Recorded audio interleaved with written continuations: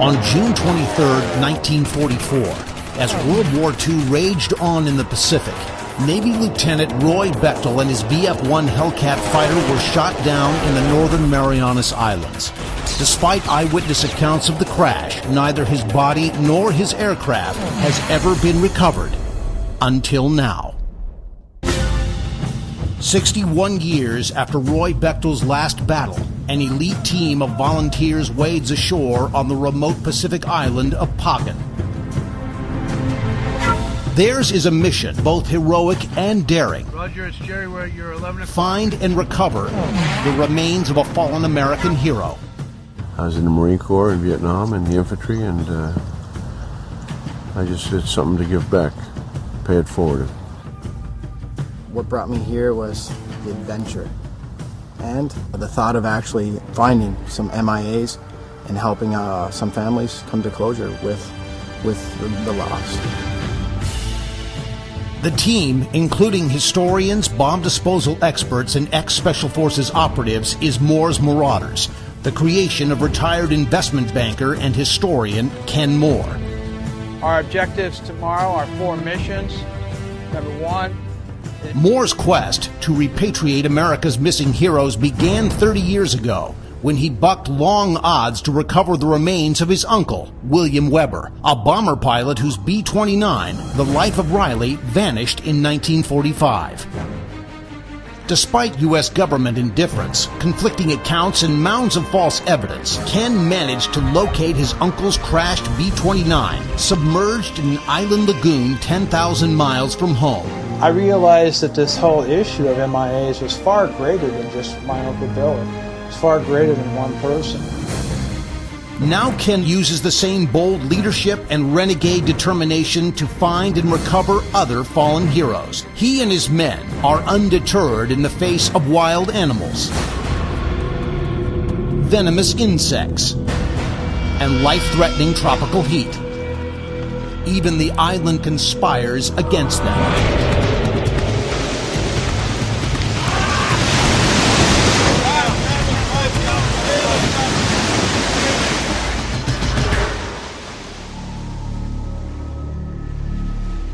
The ocean is against us. The island is against us. It feels like the island doesn't want us to know the secrets that lie within here. The Marauders recon the island, study maps, and review the details of battle action reports. 27 VF-1 Hellcats along with 14 VB-1 Hell Divers and 6 VT-1 Avengers took off at 12:27 for a Strike 1 on Pagan Island. After a grueling search, the Marauders find evidence of Bechtel's crash, hidden by the jungle for over 60 years. That's a belly pan, then. Definitely Navy. This is in keeping with having pieces of your aircraft shot off. According to the eyewitness reports from Rudy Matson, the aircraft was actually shot in half, right behind the cockpit.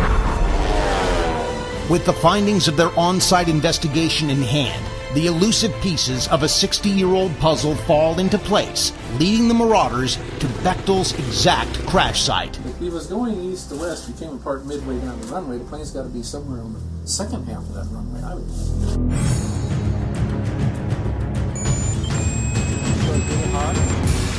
As the pieces of Lieutenant Bechtel's VF-1 Hellcat are uncovered from Pagan's thick volcanic ash, the Marauders know the remains of Lieutenant Roy Bechtel are found. It's definitely not Japanese. Just looks like a bunch of scrap, but it's actually a plane. We are standing on the remains of Lieutenant Roy Bechtel at this point.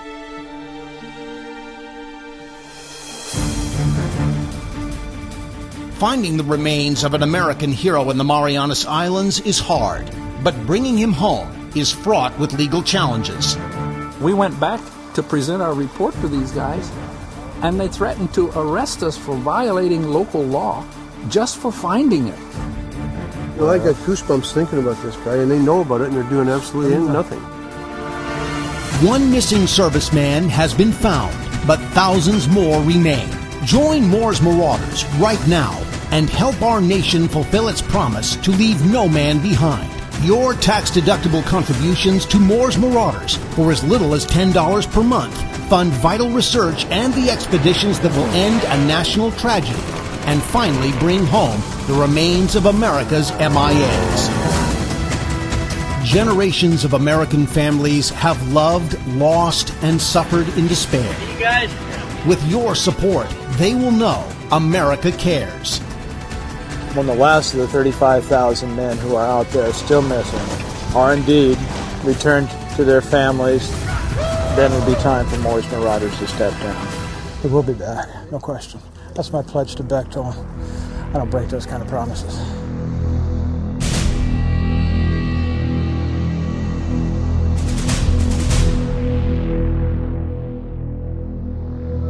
Contribute now. Your tax-deductible membership in Moore's Marauders will ensure that we the people fulfill our promise to leave no man behind.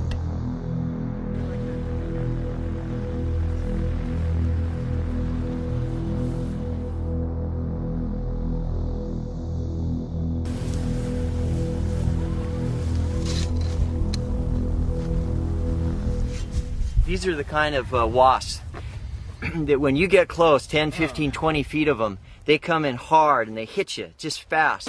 Come on out, let's go surfing.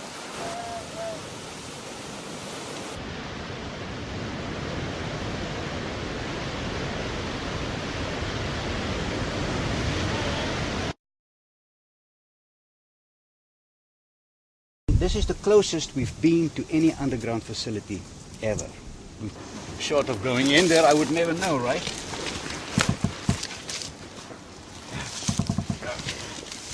The fact that what we call Bunko Dunko was collapsed by American engineers, the fact that they came out here to do that, to hide that and make it inaccessible, teases my imagination.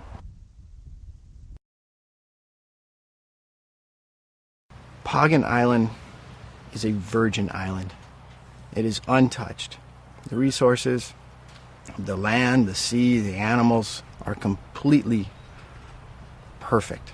This is a Tautomona tree, also known as a banyan tree. They're very spiritual here in the Sinai. Many of the locals feel that they have special powers.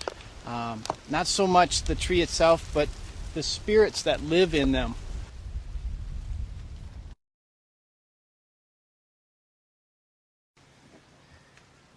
I'm starting an IV on Steve because he's got heat exhaustion. We're going to get some fluids back into him. We're just going to take care of it. You start feeling spirits. You start knowing that people died here on both sides of the war. It really gives you what they call here chicken skin. You do get the chicken skin. The official reason why I came up here is to keep everybody out of harm's way from any ordnance items that they might find and uncover. It's a tank mine? We got a good anchor point right up here from a tree. We're going to tie a rappel line off, rappel down, and we have a couple of possible caves right up in here that we're going to check out.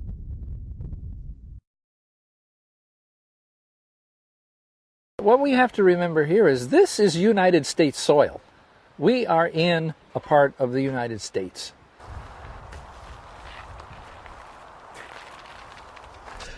I'm here on Pagan Island because of the excitement of the whole thing. So that's the game plan for this morning, is to just try to break up in teams and try to walk an area maybe a little bit below, a little bit above. You know, the ability to be in a place and provide closure to a family. It's kind of emotional. You know, I didn't know the man. I don't know his family. But it's just something I needed to do, I guess.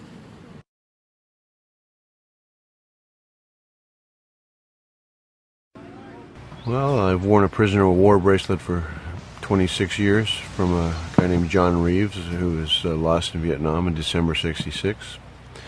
I was in the Marine Corps in Vietnam in the infantry, and I just did something to give back, pay it forward.